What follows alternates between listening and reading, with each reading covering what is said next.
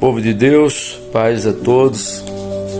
Quero partilhar aqui um texto e também uma fala para vocês. Eu quero falar sobre a importância de como Deus nos criou e o potencial que cada um de nós temos e carregamos, independente de quem você é hoje, independente do que você se tornou. Mas quero dizer que o seu ambiente, onde você foi criado, gerado, instruído, se houve instrução ou se houve falta dela, você é escravo ou livre. Muitos de nós não conseguimos ser justamente aquilo que gostaríamos devido à ausência de ensinamento, direcionamento e de sabedoria de muitos. Talvez você foi muito reprimido, foi muito cobrado, mas não te deram também uma saída, instrução. E eu queria partilhar com você um texto em Romanos 8, a partir do versículo 37, que diz assim: quem nos separará do amor de Deus, na verdade? Em todas essas coisas, porém, somos mais que vencedores por meio daquele que nos amou. Porque eu estou certo de que nem a morte, nem a vida, nem os anjos, nem principados, nem coisa do presente, nem do porvir, nem os poderes, nem altura, nem profundidade, nem qualquer outra criatura poderá nos separar do amor de Deus, que está em Cristo Jesus, nosso Senhor. Alguém pode sentar nas suas ruínas e ficar repetindo várias e várias vezes as suas debilidades, suas deficiências, as suas amarguras, suas dores e as suas derrotas. Há um episódio também que me faz lembrar quando o povo de Israel já não sentia mais a presença de Deus, e eles deixaram de buscar a Deus, deixaram de trabalhar, deixaram de ofertar ao Senhor culto, sacrifício. Então eles ficavam na casa do pão, que eu chamo de Belém, a Bíblia também chama isso, em volta dos fornos, só questionando, lamentando: não tem mais pão, não tem isso. Isso significa que muitas vezes nós estamos dando muita prioridade à situação anterior de onde nós viemos e fomos gerados. Isso leva também em conta feridas de rejeição, leva também em conta inferioridade. Essas coisas tudo pode fazer parte de um ambiente onde nós fomos gerados, onde não teve prazer, amor, nem respeito. Mas quando a gente encontra Deus, como diz esse texto, nada nos separará do amor de Deus, é uma afirmação de que nós possamos estar firmes. E o que nós devemos pôr na nossa cabeça é o que diz no versículo 37. Em todas essas coisas, porém, somos mais do que vencedores. Só existe uma explicação plausível para falar ou explicar sobre o que é mais do que vencedores. É conhecido e muitos falam, teólogos e pessoas estudiosas também dizem, que mais que vencedor é quando você já sabe qual será o final de qualquer batalha onde você entrar. Não significa que você é um derrotado, mas significa que você já sabe qual que é o placar no final de qualquer batalha, de qualquer guerra. Por isso eu te digo nesse dia, em vez de você sentar-se nas ruínas do passado e falar sobre as suas desistências e dores, fale de quem Cristo é e como Cristo te chamou. Nós estamos vivendo um tempo de muitas doenças emocionais e possivelmente o ambiente também faz isso propagar-se. Escolha um ambiente onde você de fato não precisa provar quem você é, mas de fato quem você é em Deus, isso satisfaz. As pessoas mudarão de opinião sempre que você os procurar, pelo tempo, lugar, ideologias e também direcionamento. Muitos de nós mudaremos a nossa posição ou nosso posicionamento muitas vezes. Eu queria dizer para você que mesmo você estando no lugar em que você acha que é errado, Deus te chamou com propósito para que você possa ser sarado. E só assim você sarará também aqueles que estão à sua volta, e principalmente a sua vida. Provérbios 23, versículo 7 diz: porque como imaginou na sua alma, assim você é. Isso é sobre a questão do homem natural. Lá a continuidade do texto diz: ele come e diz, não sei o sabor. Em outras palavras, quero ler para você e para nós, só para você entender. 23, Provérbios 23, 7, diz assim: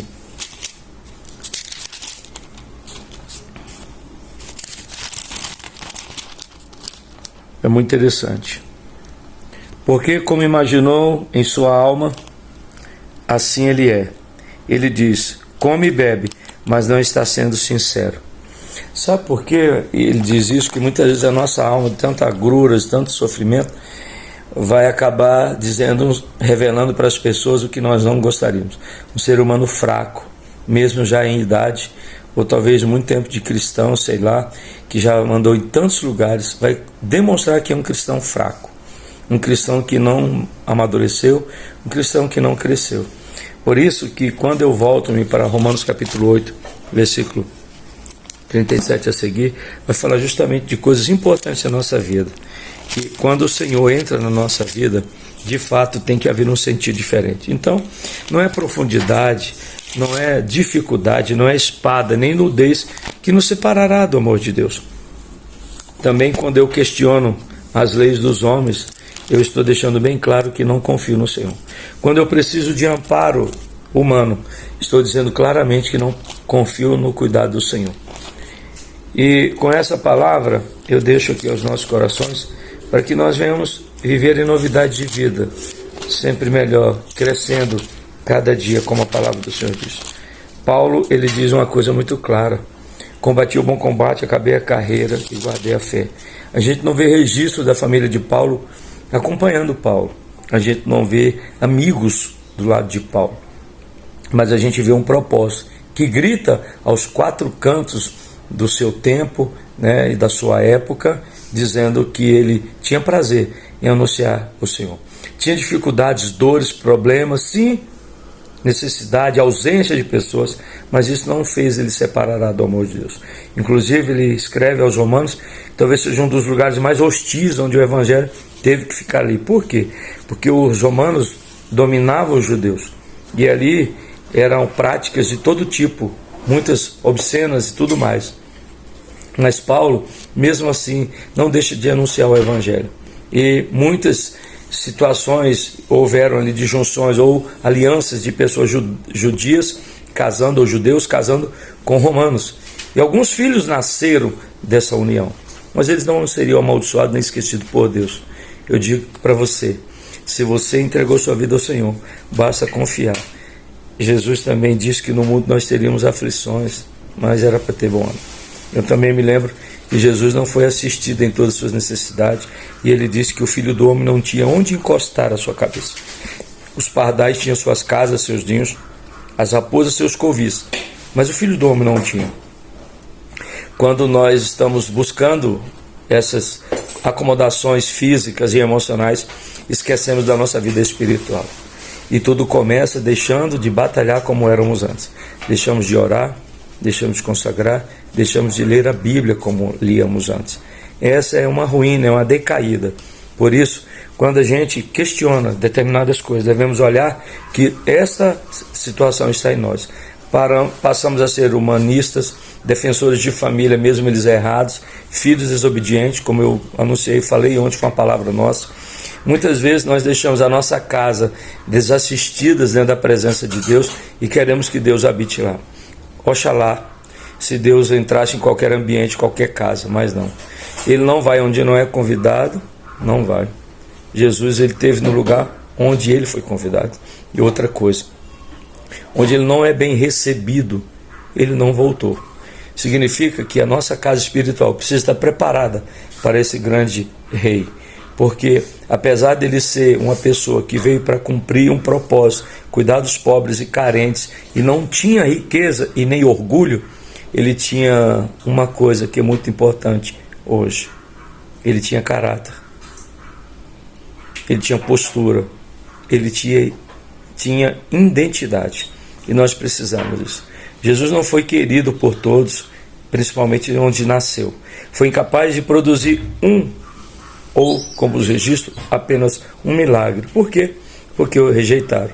E todos aqueles que disseram assim: nós não queremos você como rei, e ainda assim a turba, que a multidão gritou dizendo que o sangue dele seja sobre os nossos filhos, eles falaram a tolice.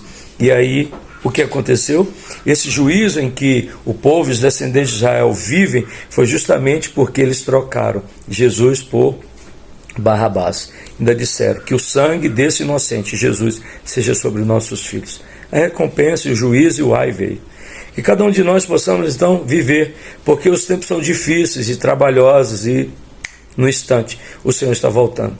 Então digo também, se nós não tivermos, que é o principal alvo de salvação, a nossa alma curada, possivelmente não seremos salvos. Pode questionar, dizer o que quiser, mas a Bíblia diz que não. Porque a minha alma é alvo da salvação de Deus. E se minha alma não consegue alcançar ou ser alcançada pela salvação de Deus, o que mais resta? A carne? Não. Ela não vai acessar o céu.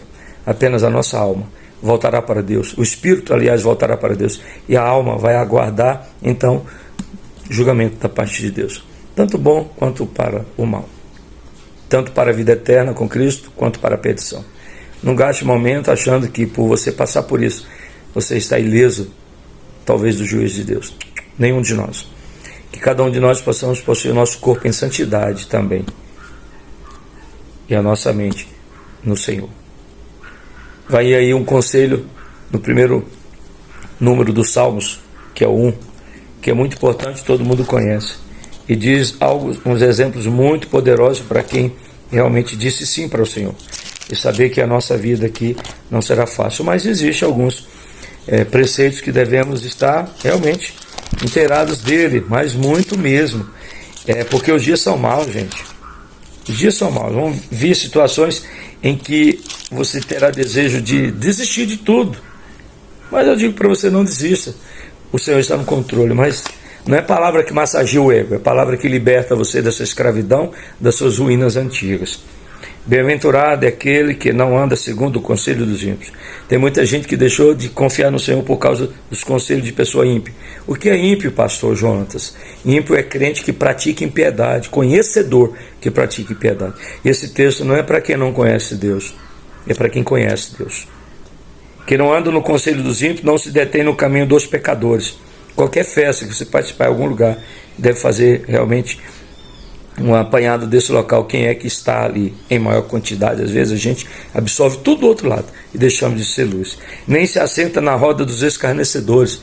No dia que falarem mal de você e de sua família, levante desse lugar e nunca mais volte lá. No dia que falarem mal de sua igreja, levante-se. Esse lugar não pode te receber, a não ser que você seja ímpio também. Mas a Bíblia diz, nem se assenta na roda dos escarnecedores. Escarnecedor é uma pessoa que não tem um mínimo de critério, né, de respeito e nem ética. Ele fala de um, de outro, de qualquer um que apareça na sua frente. Escarnecer é fazer farra ou, na ausência, falar muito mal de alguém, criticar a fé, criticar a vida financeira, criticar os filhos e até a beleza ou a ausência dela. Outra coisa, pelo contrário, o seu prazer está na lei do Senhor. Ímpio não tem prazer na lei do Senhor, e na sua lei medita dia e noite. Então, se nós somos instigados pela palavra do Senhor a meditar dia e noite, com certeza seremos vítimas do seguinte versículo: pois ele é como árvore plantada junto a uma corrente de água, que no devido tempo dá o seu fruto, e cujas folhas não murcham. E outra tradução, e tudo que faz é bem sucedido. Oh, meu Deus! Será que nós estamos bem-sucedidos? Será que estamos vivendo justamente como alguém bem-sucedido? Será que o que estamos fazendo está durando? Será que nós estamos plantados junto a esse ribeiro de águas para dar fruto na estação certa? Ou quem sabe você não conseguiu nem emplacar um ano e já desistiu da fé, já procrastinou, já se rebelou, já aquela outra que eu costumo dizer que é tornar Deus mentiroso. Muitas vezes que a gente murmura, é a murmuração. Murmurar é tornar Deus mentiroso. Isso é fraqueza, mas é natural. Mas a Bíblia nos ordena que nós devemos nos revestir do Espírito Santo de Deus. Porque, olha o que diz: os ímpios são assim, porém, como a palha que o vento dispersa. O que está tirando você do foco? O que está tirando você dos objetivos, do propósito de Deus? Ímpio é como moinha, palha, soprada. Vai. Então isso fala de inconstância. Você que não está constante, ou por algum motivo questionando, volto a dizer, sentado nas ruínas do passado e questionando, não passa de atitudes ímpias. Por isso, os ímpios não prevalecerão no juízo, nem os pecadores na congregação do justo. Quando você se afasta de Deus, você questiona tudo.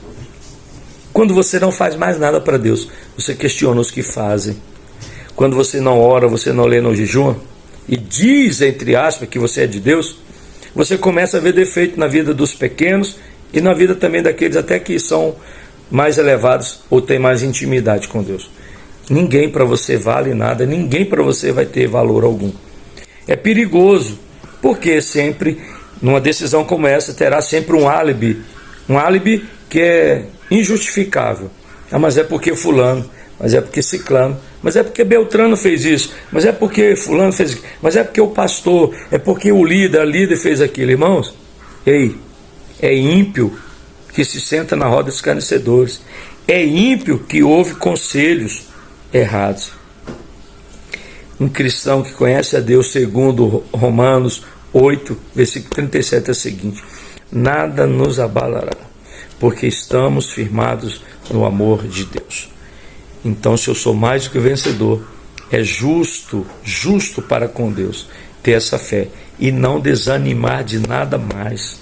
Põe a sua fé no Senhor. E eu termino dizendo: pois o Senhor conhece o caminho do justo, mas o caminho dos ímpios perecerá. Quantas pessoas brincaram de cristão e não foram adiante? Você conhece líderes, pastores, pessoas informal, até no anonimato, quem sabe. Mas um dia chegou, apareceu situações. Por isso, todo ato de impiedade deve ser renunciado e confessar a Cristo como Salvador. E se você deixou de fazer alguma coisa para Deus, lembre-se, primeiro faça aquilo que Ele recomendou fazer para você, para a vida e saúde da sua vida espiritual.